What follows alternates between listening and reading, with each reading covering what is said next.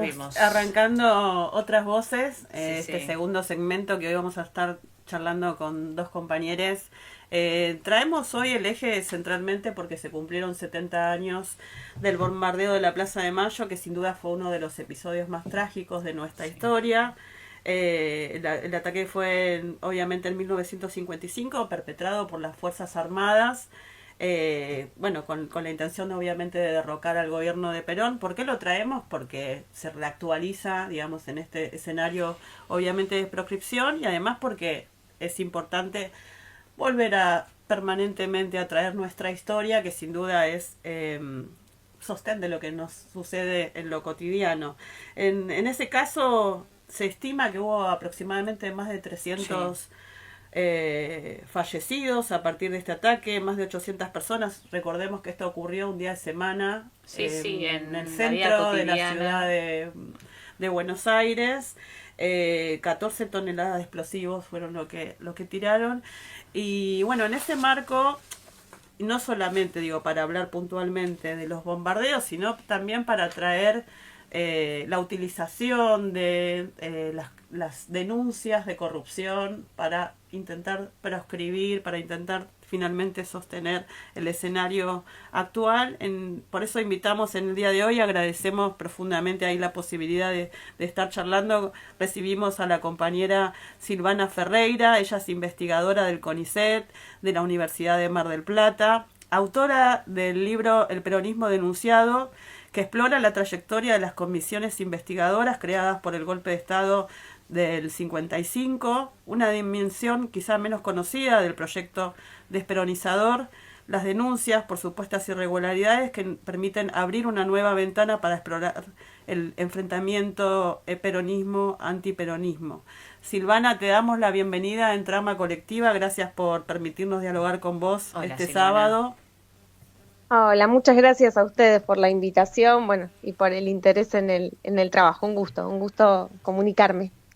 Bueno, veníamos justo un poco, por un lado esto, trayendo que se cumplió el aniversario del bombardeo del 55, y queríamos un poco charlar sobre eso y que también nos cuentes respecto a esto, a la utilización, ¿no?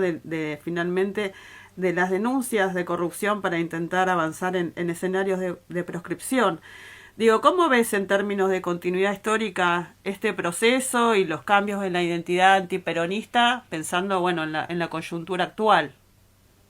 Sí, creo que bueno, que me parece que hay algo interesante que siempre tiene la historia para decir sobre las denuncias de corrupción, porque en general cuando bueno, un juez estudia denuncias de corrupción o incluso otras profesiones como sociólogos o politólogos, se exige que ese estudio tenga como un resultado concreto, ¿no? Un juicio concreto o que tenga un resultado en una política específica. Los historiadores y las historiadoras un poco nos estamos liberados de esa presión y eso creo que tiene un beneficio extra y hay un historiador alemán que lo sintetiza muy bien, que dice, bueno, los historiadores podemos transmitir un mensaje que es importante, ¿no? Que es que las denuncias de corrupción no siempre vienen del lado de los buenos. Un poco en esta idea de que, bueno, cuando uno lee una historia sobre, o se entera sobre un escándalo de corrupción, un poco pareciera estar claro que siempre el denunciado es de los malos y los denunciantes son de los buenos, ¿no? Por ponerlo en esos términos un poco dicotómicos, pero bueno, que a veces sirven o es el modo en que las mayorías pensamos el curso de la historia, ¿no? Entonces esa idea, no siempre los que denuncian corrupción están del lado de los buenos. Y mirar la historia de las denuncias de corrupción desde esa lógica puede servir justamente para pensar estas continuidades en la historia argentina y no solo argentina, sino en la historia de muchos países, ¿no? Es decir, muchas veces las denuncias de corrupción, que son un tema que es especialmente sensible para las sociedades, ¿no? Un tema bastante delicado porque, bueno, instala justamente el uso el problema del uso indebido de los dineros públicos, se utiliza con fines de deslegitimar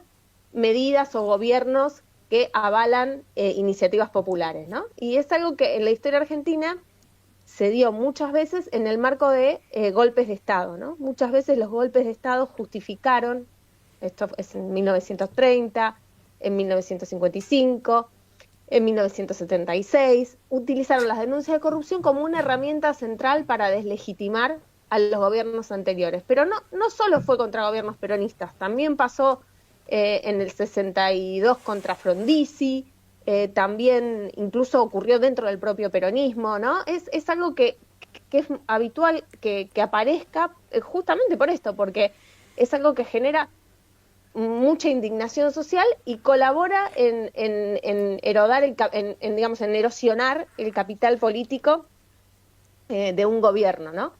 Entonces, bueno, me parece que ver esa continuidad, ver esa recurrencia sirve para que pensemos justamente no solo en el foco, en la denuncia, sino también en qué beneficio, qué interés tiene el que está construyendo o pensando encarar o llevar adelante esa denuncia. Únicamente, digamos, el bien común o tiene otros objetivos, ¿no?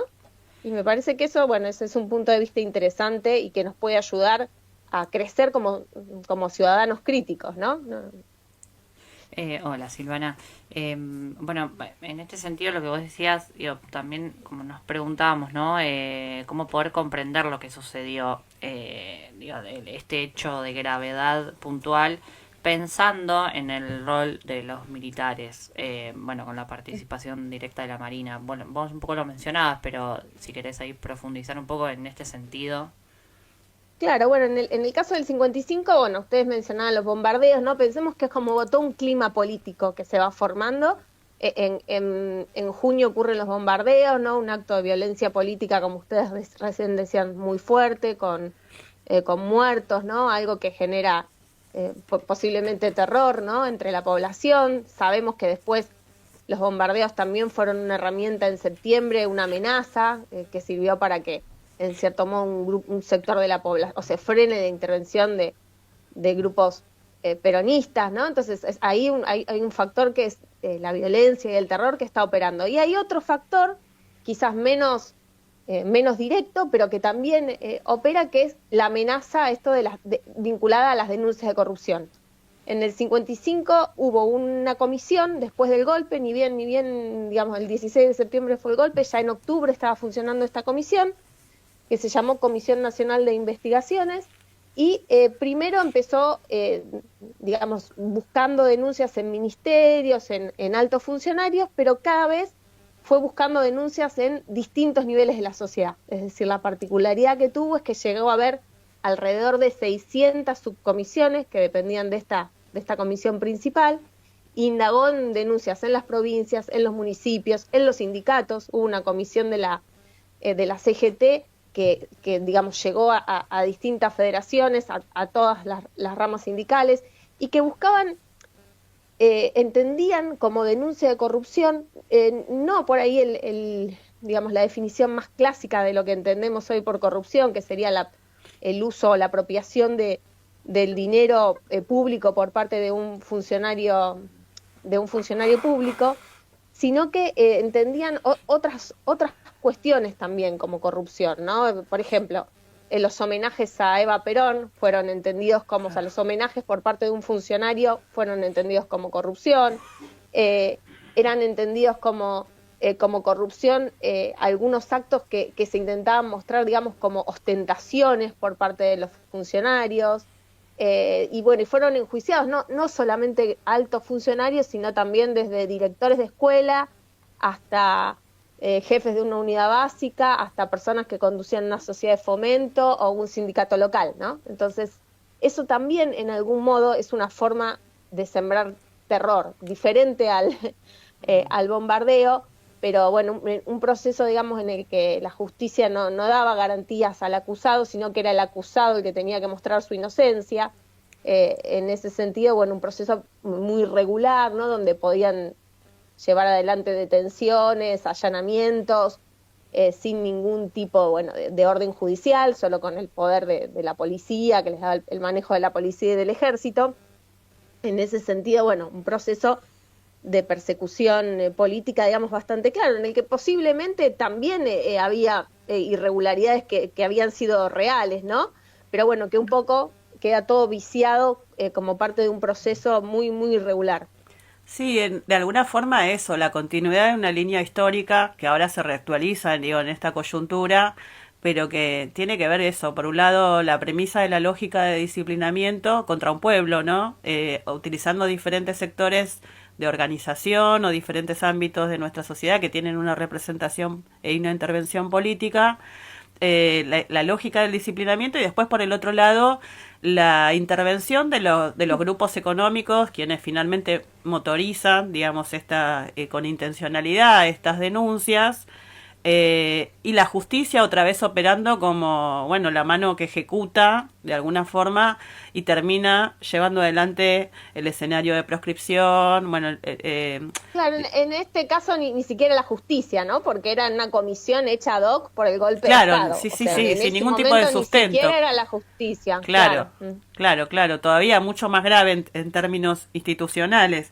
Queríamos Claro. también aprovechar que quizás sí no es el eje de tu trabajo, digo, en términos de este libro, pero de alguna forma la persecución política que hoy asiste contra Cristina Fernández de Kirchner se parece bastante al antiperonismo del 55, digo, trae ahí, porque además el hecho de, bueno, de una mujer en ese lugar de representación, de dirección política, no sé, nos traía de alguna forma también lo que sucedió en el antiperonismo puntualmente contra Eva Duarte. ¿Qué reflexión vos nos podés compartir si también un poco ahí lo asociás, digo, como continuidad de una línea histórica? Sí, sí, bueno, lo interesante es que los actores que estamos viviendo este proceso también recordamos, hay una memoria de lo que pasó en el 55. Creo que especialmente también los peronistas están empezando a usar esos rituales que descubrieron en el 55, ¿no?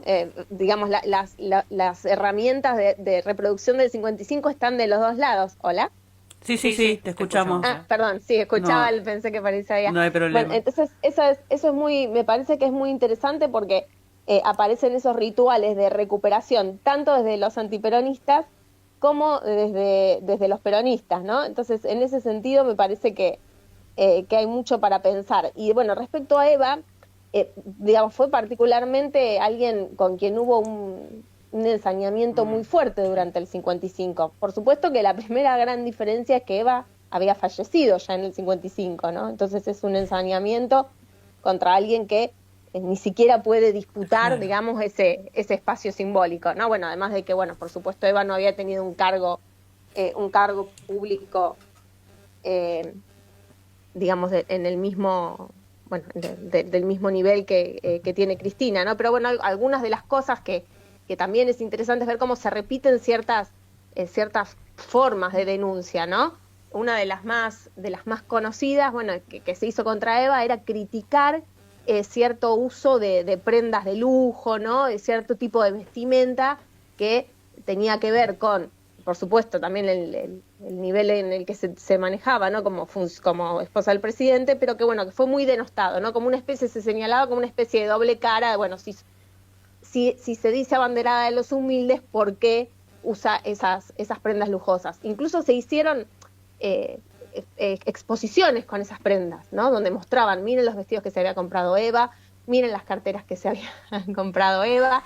Y lo interesante es que algunas de las personas que asistieron a esas movilizaciones señalan que generó el efecto contrario, ¿no? Es decir, la situación de estar exponiendo eso, en lugar de generar rencor o resentimiento en las personas que lo veían, generaba admiración, ¿no? Ojalá todos podamos llegar a disfrutar de ese tipo de bienes, ¿no? Entonces ahí también hay algo, ¿no? En el efecto diferencial o en el efecto distinto que pueden generar cierto tipo de acciones represivas, ¿no?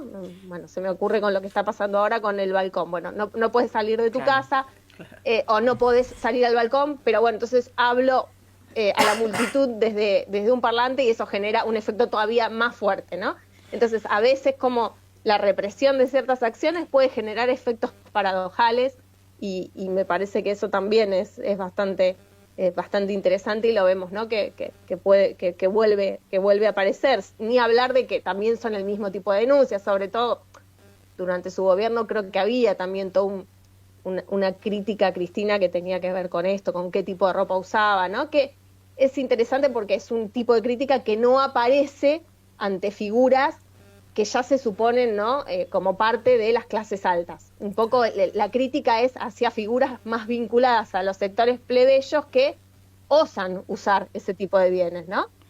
Entonces, bueno, es interesante pensarlo desde esos lugares. Sí, pensaba un poco en esto que decías de bajándolo un poco al llano o al de a pie, digamos, por llamarlo de alguna manera, cuando dicen, miran los negros, se compran un celular o comen un asado, se toman una coca, o viste como castigando el placer y el deseo, ¿no? Castigando los placeres a los que pueden llegar a adquirir los sectores populares. Exacto, sí, sí, me parece, bueno, que hay varias, digamos, ideas que se instalan cuando se denuncia corrupción, ¿no? Que son para, bueno, para pensar, ¿no? Algunas, atrás de la idea de acusaciones de corrupción puede haber intenciones muy diversas, ¿no?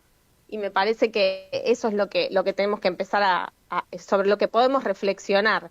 Es decir, tenemos la idea, bueno, de que la acusación de corrupción es un funcionario de gobierno que toma gobierno público, toma dinero del Estado para fines privados, ¿no? O se apropia de ese dinero. Eso tiene un repudio generalizado, ¿no? Sin embargo, tiene muy poco repudio lo que vos decías antes, ¿no? La idea de, bueno, cuando los empresarios también forman parte de ese tipo de negociados, es decir, en general, si hay un político que toma un soborno, hay un empresario que lo está otorgando, ¿no? Pero en general, en el discurso público, el empresario no es condenado, y sí el político, ¿no? El empresario es considerado incluso a veces una víctima de esa acción del político que lo obliga para hacer sus negocios a ser corrupto, ¿no? Entonces, me parece que ese es lo que tenemos que pensar como sociedad, ¿no? ¿Qué hay detrás de esas formas en que se construyen las denuncias de corrupción? ¿Qué podemos desandar para construir una sociedad más justa? Sí, una sociedad más justa donde evidentemente la corrupción no tiene que tener lugar, ¿no? Pero la corrupción no solo desde el punto de vista de los políticos, sino también la corrupción como parte de un sistema que funciona de un modo en el cual la igualdad y la justicia social, digamos, no están entre los valores centrales, ¿no? Entonces, desandar esos significados detrás de las acusaciones de corrupción nos sirve para realmente pensar qué hay a veces atrás de cierto tipo de denuncias. Bueno, agradecerte mucho, obviamente, Silvana, es central esto, porque además lo que se construye, bueno, acá se fue construyendo de alguna forma una sentencia previa, digo, más allá de la instancia hacia dónde se direccionaban estas causas, que además no creo que vayan a ser las únicas, seguramente va a haber una intencionalidad, por lo menos eso es lo que creo. En función de los antecedentes tenemos acá la experiencia de lo que ocurrió con Milagro Sala oportunamente, claro, que fue el inicio del laboratorio, por lo menos en la actualidad, de la avanzada de la derecha en términos de la utilización de las causas, de las denuncias de corrupción, donde además terminaron abarrotando diferentes causas una tras de otras para sumar a la sentencia original la utilización, pero además lo que sucede en términos previos desde los medios de comunicación que construyen todo un relato en torno a eso, que legitiman una mirada y que en definitiva termina sucediendo que la sociedad lo toma como tal, cuando por lo menos en términos del proceso finalmente, en este caso de la justicia, no tiene demasiado asidero en términos de pruebas y bueno, ni hablar de las irregularidades que hay finalmente en estos procesos, ¿no? Pero bueno, es muy importante ahí desarmar, pensar cuáles son los intereses que están finalmente detrás de estas denuncias y cuál es el objetivo por el cual, bueno, se llevan adelante. Así que muchas gracias ahí por permitirnos reflexionar en esta jornada sobre eso. Saludarte también porque sabemos que sos parte de Historia Obrera. Ahora vamos a estar hablando con Gustavo por estos 5 años, así que muchas gracias por esta entrevista. No, muchísimas gracias a ustedes por el tiempo y bueno, y por la conversación, por charlar un ratito. Me parece que son problemas que, bueno, lamentablemente tienen mucha actualidad y bueno, está muy bueno que esta idea, ¿no?, de que la historia nos sirve para pensar en nuestros problemas del presente y que en parte esta idea de financiar las ciencias sociales y de financiar el pensamiento crítico que tiene el gobierno, ¿no? Tiene que ver con esto, con que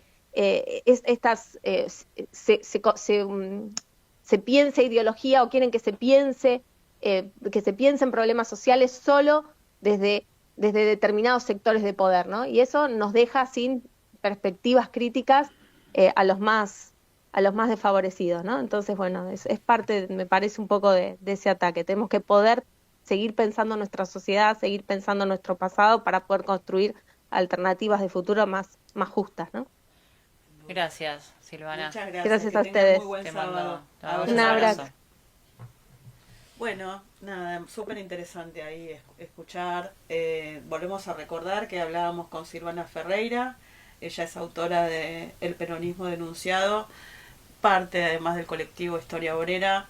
Súper importante ahí traerlo porque, bueno, es eso, hay una línea histórica sostenida en el tiempo, Sí. no solamente desde el antiperonismo, sino además de los recursos que se construyen para finalmente seguir garantizando concentración de la riqueza, los beneficios para los sectores fundamentalmente del poder económico, sobre sectores populares, lo que decía ella recién, incluso sobre laburantes, sindicatos, en ese momento inventando comisiones investigadoras sin ningún tipo de asidero. Digo, bueno, ahora es la justicia, peor, entre comillas, la justicia, la que lleva adelante estos procesos, pero súper importante ahí reflexionar sobre eso, ¿no? O sea, cuál es finalmente la utilización de estas denuncias, entre comillas también, de corrupción. Sí, que tiene un linaje ahí, un hilo conductor, algo Absoluto. que está como totalmente Sostenido en el tiempo, no empezó ahora, Sí, no se inventó ahora. claro. Los grupos económicos apelaron siempre a diferentes herramientas de disciplinamiento. Sí. Este es uno de ellos.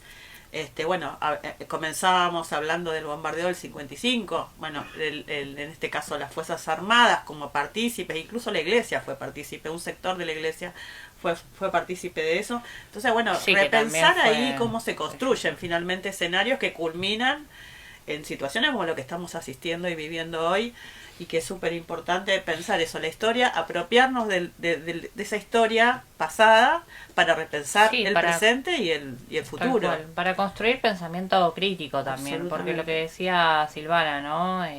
Quieren desfinanciar de alguna manera y simbólicamente también la construcción del pensamiento crítico, del proponer y plantear discusiones políticas, ideas políticas, digo, quieren anular por completo que la sociedad piense o cuestione o reflexione sobre su historia.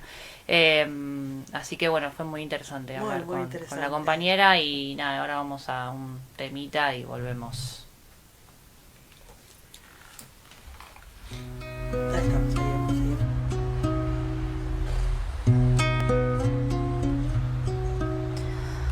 El alma tengo helada con tu partida, el sol no me calienta. En la despedida, ¿acaso la noche está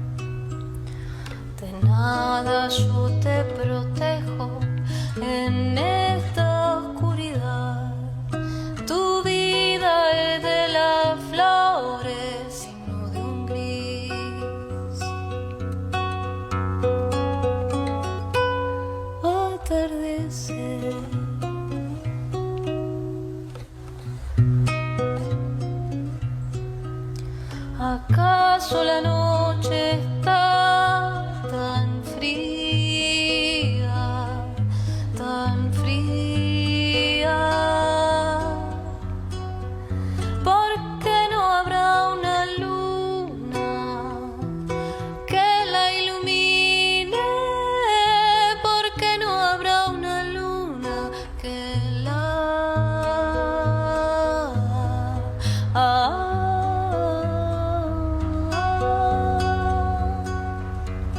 cuántas mañanas han de pasar para que se calme mi ansiedad y se...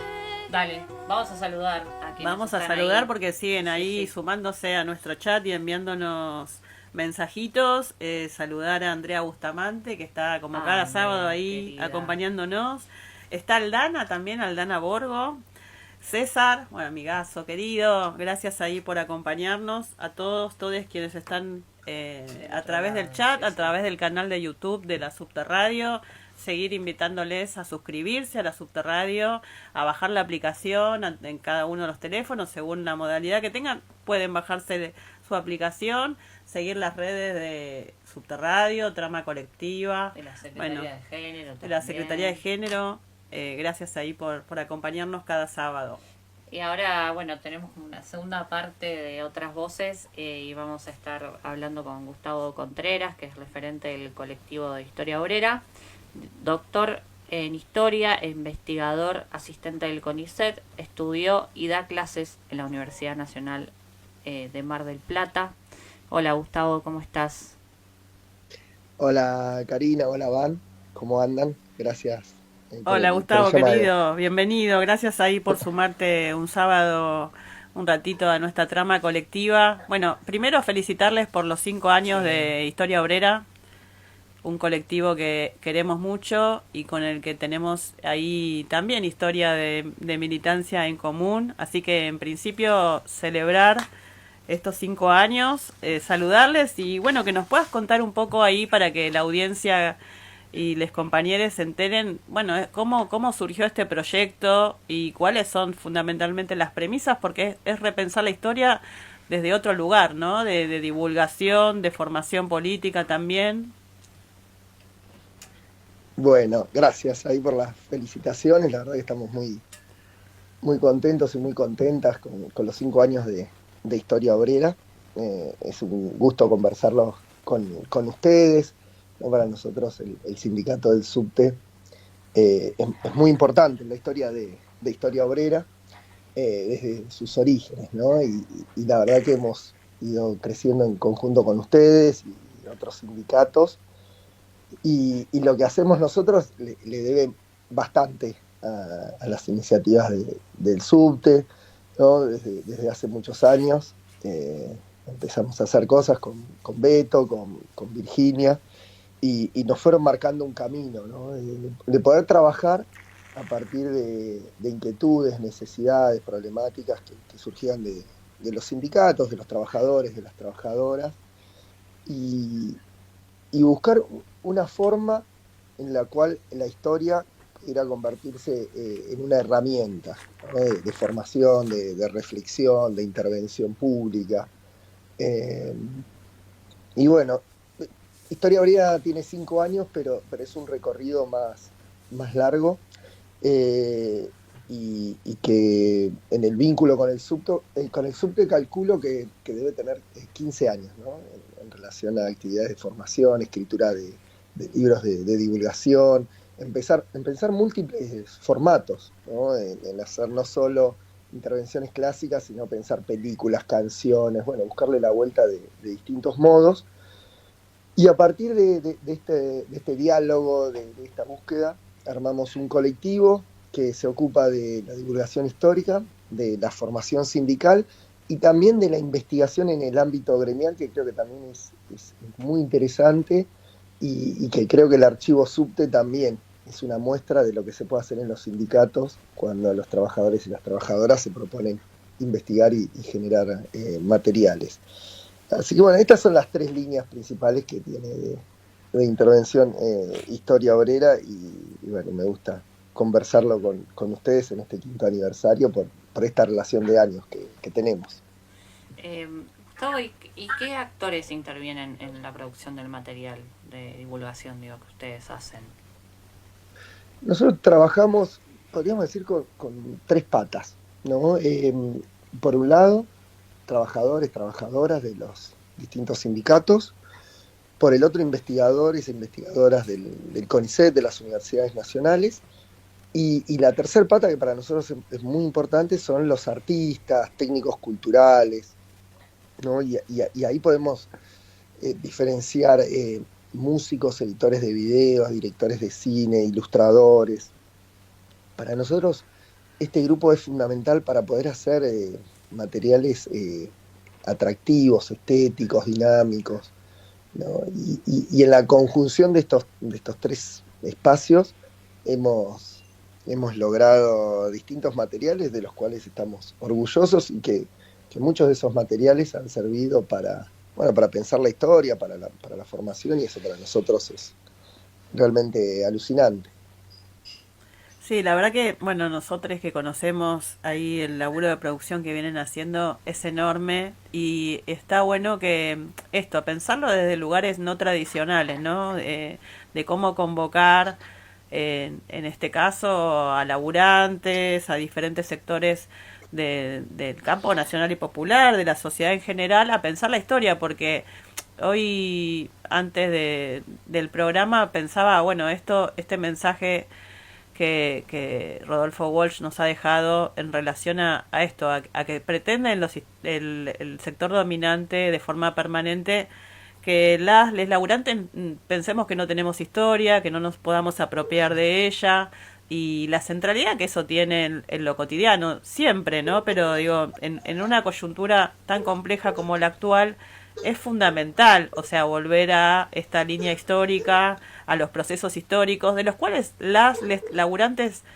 somos protagonistas, lo fuimos siempre. Por supuesto que hay una mirada elitista, por un lado, de la historia, que intenta borrar la capacidad de transformación que tenemos desde el movimiento obrero en relación a los procesos históricos. Pero bueno, digo, por un lado la creatividad de ustedes, que de paso invitamos, si querés contarnos dónde pueden verles en las redes, que está bueno ahí para ver toda la dimensión del laburo que vienen haciendo durante todos estos años, pero traer la centralidad de pensar la historia desde otro lugar, de apropiarnos de ella y de ser protagonistas. Sí, totalmente, ¿no? Bueno, esa frase de Walsh creo que es un emblema, ¿no? de muchos de nosotros, y la compartimos, ¿no? En sectores del campo popular, en sectores más plebeyos, y hay un ataque constante. Bueno, ahí estaba escuchando la nota de Silvana, estuvo muy, muy buena, y Silvana cerraba con esto, ¿no? El gobierno no solo ataca a los trabajadores y a las trabajadoras en su capacidad de producir historia y pensamiento, sino también ahora instituciones como el CONICET o las universidades nacionales, que se han ganado un lugar en la sociedad, que tienen un prestigio, y sin embargo las ciencias sociales del CONICET particularmente están siendo muy atacadas porque también recuperan esa memoria histórica. Porque yo creo que también la historia de los trabajadores y las trabajadoras en la Argentina es un patrimonio nacional, no solo de la clase. Es realmente impresionante lo que ha hecho la clase trabajadora argentina para construir la sociedad argentina en términos más igualitarios, más democráticos, con mayores libertades, con perspectiva de género, ¿no? Ha hecho tantas cosas el movimiento obrero que realmente es un patrimonio nacional del cual tenemos que estar orgullosos y orgullosas. Entonces, ese ataque también, de alguna manera, marca la relevancia. Y me quedaba con estos contrastes que marcaba Silvana, ¿no? Muchas veces, cuando atacan algo, terminamos de darle la relevancia que muchas veces se nos pierde, ¿no? En la clase obrera, en el campo nacional y popular, bueno, en las distintas formas que tenemos de nombrar a los de abajo. Y para nosotros desde Historia Obrera es muy importante eso, ¿no? Situar una mirada desde la clase trabajadora, ¿no? Nuestro propio nombre lo dice. Nosotros hacemos historia en el movimiento obrero, lo hacemos desde el movimiento obrero, lo hacemos con el movimiento obrero, ¿no? Historia Obrera encarna todos esos sentidos, se piensa como una historia muy situada, muy anclada, por decirlo de algún modo, y que tiene un interés claro, ¿no? Ofrecer el mejor contenido histórico para la clase trabajadora, para que recupere su historia, pero para que también pueda intervenir en el presente. Y en torno a esto nos preocupamos de que los materiales sean buenos, pero que sean atractivos, interesantes. A nosotros nos interesa pensar la historia, pero también sentirla, ¿no? La historia no puede ser algo aburrido con lo interesante que es. Entonces muchas veces lo que le erramos en el idioma, en el dispositivo, en la estética, pero cuando encontramos un buen vehículo, la historia es impresionante, ¿no? Y sobre todo cuando también apelamos a las sensibilidades. Entonces en Historia Ahora estamos en esa búsqueda, y por eso, bueno, hacemos, no sé, películas, podcasts, ahora estamos haciendo un juego de mesa, remeras con contenido histórico, ¿no? Le vamos buscando la vuelta para que se pueda poner en primer plano ese atractivo, esa importancia, esa capacidad de sensibilizarnos y de hacernos reflexionar y también construir posiciones sindicales y políticas en el presente. Así que bueno, y si quieren ver lo que hacemos, nosotros tenemos una página que es historiaobrera.com.ar y en todas las redes sociales estamos como Historia Obrera. Gustavo, ¿sabes que estaba pensando eso? Justo lo dijiste vos. Que la historia no puede ser como un vínculo con las personas, no podemos tener un vínculo aburrido con la sociedad, digo, con la historia. O al menos pensar para que eso no suceda, ¿no? Porque sí, pensar la historia, pero bueno, cómo trasladarla también a las nuevas generaciones del movimiento obrero, pienso. Incluso estaba pensando en el archivo de la memoria trans, no sé si lo conoces, pero para mí está muy vinculado con ustedes ese archivo en términos de pensar la historia de distintas poblaciones, ¿no? Pero lo pensaba un poco de ese lugar, como el vínculo que puede llegar a tener esos distintos espacios de la población y esas distintas historias que están totalmente linkeadas porque básicamente tiene un vínculo, digo, del sistema opresor para con los movimientos obreros y hacia la población travesti trans. Digo, lo estoy linkeando ahora, no es algo que haya pensado, se me vino recién a la mente. Sí, sabés que Laura Caruso, nuestra compañera, me comentó sobre este archivo, yo no lo pude visitar, pero con Laura conversábamos, ¿no?, sobre esta misma vinculación y cómo se construyen archivos o iniciativas que son muy potentes para pensar de otra manera la historia, y cuando pensamos de otra manera la historia también pensamos de otra manera el presente y nuestros proyectos, ¿no? Entonces, un buen archivo, una buena forma de pensar la historia, realmente genera interés, ¿no? Tenemos que salir de esa idea de que la historia es aburrida, que la historia no le interesa a los pibes o a las pibas. Me parece que ahí a veces lo que no encontramos es la forma de entablar el diálogo, ¿no? Y si hay algo que a mí no me gusta, no me cierra, no me convence, es la idea de condenar a las nuevas generaciones o entregarlas, ¿no?, a otros pensamientos o a otra lógica. Me parece que ahí tenemos que asumir el desafío de construir puentes, de construir diálogos, de construir materiales, ¿no? Nosotros venimos haciendo cursos de formación sindical hace muchos años, más de 15 años, ¿no? Y antes tenía una centralidad muy clara la lectura, ¿no? Y la idea del obrero, la obrera que lee, que es erudita y que tiene un compromiso con esa lectura, con la historia. Y cuando fue pasando el tiempo, cada vez ese vínculo con la lectura fue más difícil y cierta mirada tradicional condenaba, ¿no?, esa falta de interés, esa falta de lectura. Y en realidad el interés siempre estaba, habían cambiado los consumos culturales, las lógicas de la sociedad, ni hablar cuando aparecieron las redes sociales. Entonces un poco los tiempos también te marcan un cambio en el idioma, en los dispositivos, y hay que hacer el esfuerzo para construir esos diálogos e incluso aprovecharlo. Hoy en día se democratizó mucho el acceso a la tecnología, a programas para editar, a la posibilidad de hacer, no sé, radio o una película con un celular. Eh, entonces también aprovecharlo, ¿no? No quedarnos con una visión derrotista o nostálgica, sino pensar el potencial que tenemos en el presente para construir una historia interesante, una historia potente, una historia activa de diálogo, de involucrar a los otros en una conversación, una reflexión y en la acción, ¿no? Entonces, creo que ese desafío es el que asume Historia Obrera, que asume el sindicato del subte, que asumen otros actores que por suerte hoy en Argentina piensan que la historia es importante, es interesante, es atractiva y que convoca cuando se hace, ¿no?, con estas convicciones y estas premisas. Sin duda, Gustavo, la importancia de pensar la historia, primero desde un lugar de horizontalidad, que eso me parece que es fundamental, de transversalidad y como herramienta centralmente de organización, de formación política, de formación obrera y de transformación por sobre todas las cosas. Así que bueno, reivindicar todo ese enorme laburo que vienen haciendo en conjunto con tantas organizaciones, reivindicar, saludarles, agradecerte mucho la posibilidad del intercambio y de seguir pensando en los protagonistas de esa historia necesariamente para pensar no solamente el pasado, lo que sucedió y a partir de esa premisa la actualidad y el futuro como desafío, ¿no? Así que muchas gracias, les mandamos un abrazo muy grande y bueno, por mucha más historia obrera. Qué grande, bueno, mil gracias. Me gusta esto, ¿no?, de la historia horizontal, transversal, desde abajo. Y bueno, la seguiremos construyendo en conjunto. Y bueno, para mí es un gusto esta conversación y también para Historia Obrera es un gusto construir junto al sindicato del subte. Así que les agradezco la llamada y les mando un abrazo muy grande.